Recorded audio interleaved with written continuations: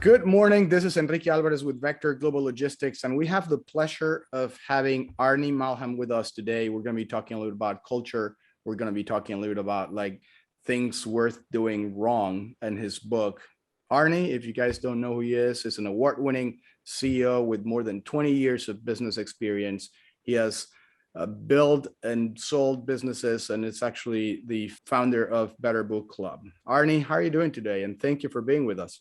Hey, doing great. Thanks for having me. Thanks for being interested in my brand of crazy, which I get to spout from time to time. We love your kind of crazy. I think we're kind of similar in that regards. So thank you once again. Well, so Arnie, we are thrilled to chat with you today. And well, you have an incredible entrepreneurial history. So tell us, how did it all start?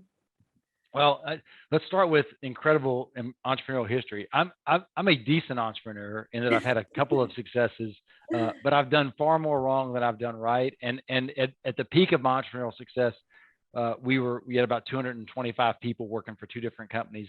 I've exited both of those companies in the last few years, and now I focus my attention on what I think might have a bigger impact on the world than anything I've done before, which is this concept of Better Book Club, a better way to get our team members reading, learning, growing, so that they can contribute to themselves, their families, and our companies.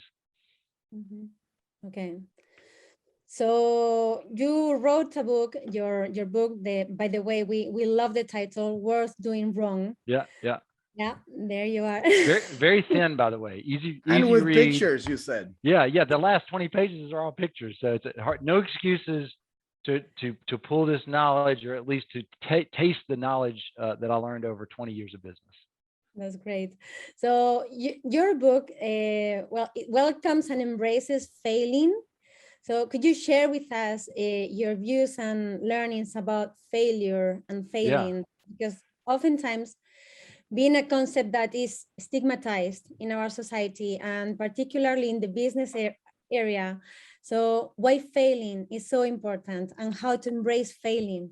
Yeah, well, no one wants to be a failure. Like, no one says, "Hey, failure, that's me."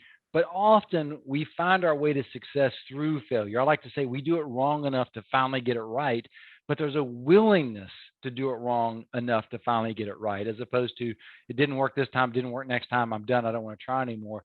Let's find a way to get it right. And more importantly than us as leaders or as individuals, leaders, when I say leader, not by title, if you have influence over others, you are a leader. And so as a leader, we have a responsibility, and sometimes we're willing to get things wrong. Our true opportunity is to help others get it wrong on their way to getting it right, to encourage that, to embrace that, to see the lessons in getting things wrong on the path, as opposed to try to punish or be mad at people because they get it right. When we empower people to get things wrong on their way to getting it right, they have the chance to learn to fish, as opposed to being just told where to get the fish. And so the opportunity is there. What I learned over years of trying to do it the wrong way is that I can go fast alone, or I can go far with a team. And to go far with a team, we have to empower them to get it wrong on their way to getting it right. And there's tools for that. We develop checklists. We develop this concept of champion. We develop this concept of failing until you get it right, and reward that as opposed to punish that. But all of this comes down to, like, when we go into a city without a GPS, we will find our way around, as opposed to following a GPS, and the next time we come back to that city, we need the GPS again. And so rather than develop a team that's dependent on leadership, let's develop a team that has the resilience to find their own way. Yeah. There is that saying that only when you get out of your comfort zone is when the magic happens, right? Yeah, that's right. And the teacher can't appear until the student is ready. And so we have a responsibility as leaders to help the student be ready to get out of their comfort zone, to fail on their path to getting it right. Like, it's a lot packed in there. And again, we excuse ourselves. We often fail to excuse others, whether it's our children, our families, people that we really care about we care about a lot of people in our lives, but also the people on our teams that we care about, that are finding their way to success, their way to finding the opportunity. Wow. Yeah.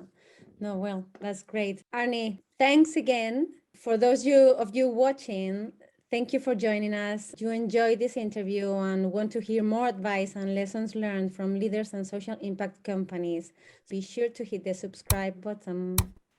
So thank you. Thank you, Nuria. Thank you, Arnie. You bet. See Thank you, you, Nuria. Arnie. Bye. Thank you. Changer, history.